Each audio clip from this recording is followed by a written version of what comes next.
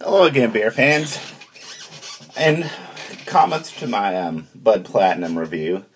I got requests for Natty Daddy, and I finally saw it.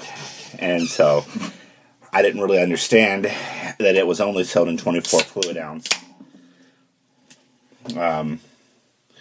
things. This is an 8. You can see they're marketing it 8% alcohol by volume, quite heavy. And so again, it's for your alcohol to calorie and your alcohol to cost ratio. This is quite a champion in that category. In fact, by pure economics and alcohol, I would say this is even Todd's Bud Platinum. And it goes well with Anheuser-Busch's or AB-INBEV's goal to break into every market. The only market they really haven't broken into, and they have made some strides, is in the craft brew. They haven't really got a great craft brew yet. They've made some efforts to acquire some, and I think they may have acquired one company or something, but it's not clear yet that they've really got a dominant force in that market yet.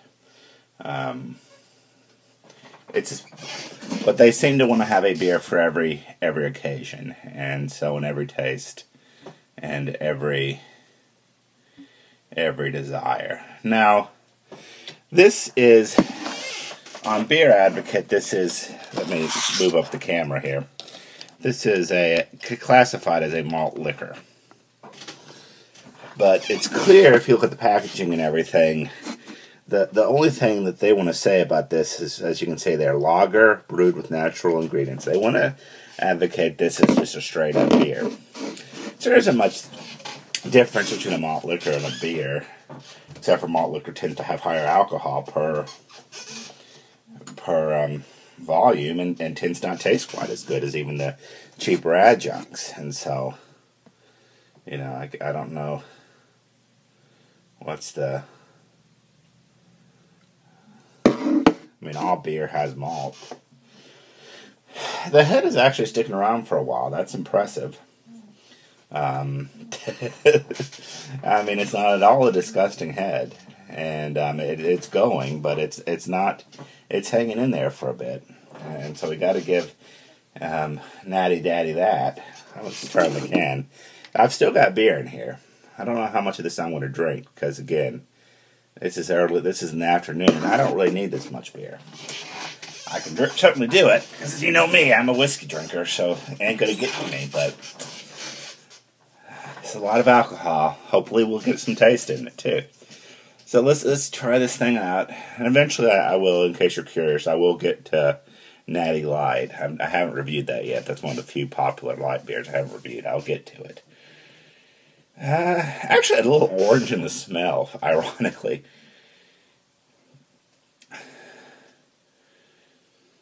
Although that's gone now. Now I'm not smelling really anything. Taste.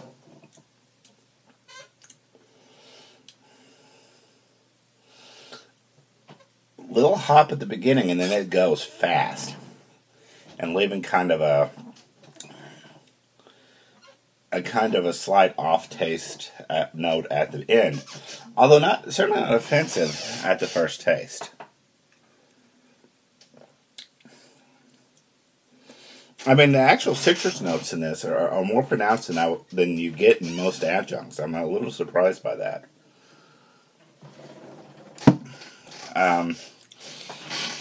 The thing is while the citrus notes are pronounced, I think it's probably the alcohol is kind of adding in a sour note in there as well.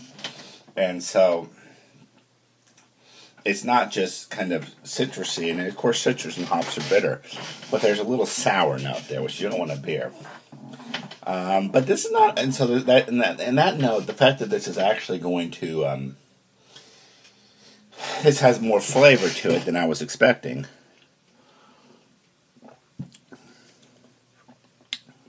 Is going to inhibit it as kind of a session, as certainly a beer you're going to drink a lot of. This is one you're going to open this up at a party, and this is going to be what you're going to drink, because you're going to go through it.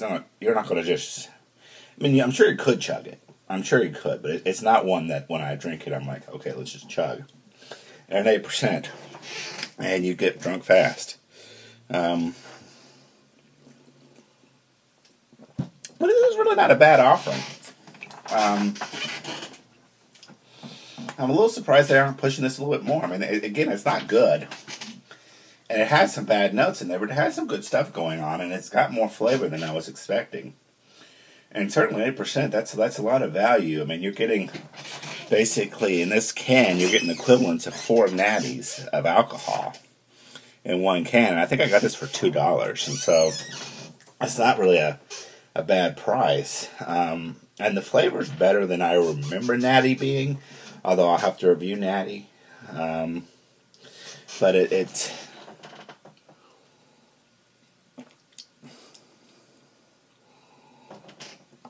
But again, the flavor's a mixed bag.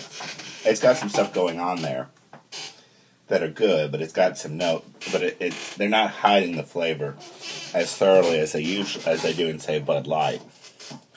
And so you have more stuff going on there. And so whereas in Bud Light, you don't really have as many pronounced flavors, but there's no off notes. Here there are some bad things going on mixed in with the good things. But certainly you're not going to drink this for the flavor. But you might be surprised that the flavor's not bad. I mean, again, this is a decent choice for your. This is really a good choice for your college frat party, I guess, or for your I just want to get drunk for a few calories. This will do the job. It's cheaper. I should probably do this, more with this. Again, this is not a craft brew. This is not an elite beer by any measure. But I have reviewed far worse. I mean, in comparison to, say, Busch, which I reviewed, this is just in a different world than that was. And it might have more flavor than some of the adjunct lagers even, some of the non-lights. As my tongue gets accustomed to it, the off notes become less pronounced, and we just get a slight orange note that goes away. What's surprising about this is how little the malt's not presenting itself at all here. Hardly.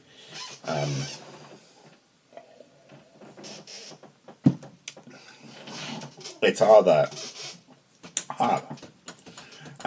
Anyway, I mean, again, I've noted this in my reviews, that since InBev has bought Anheuser-Busch, the flagship brands of Anheuser-Busch have improved a lot.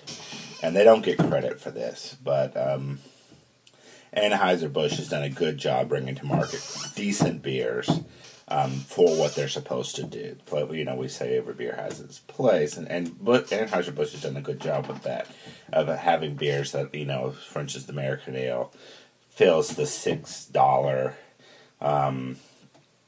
good value beer along with Yuengling. So that's their one there. It's not a great beer, but it's a good value beer that if you don't feel like Yuengling,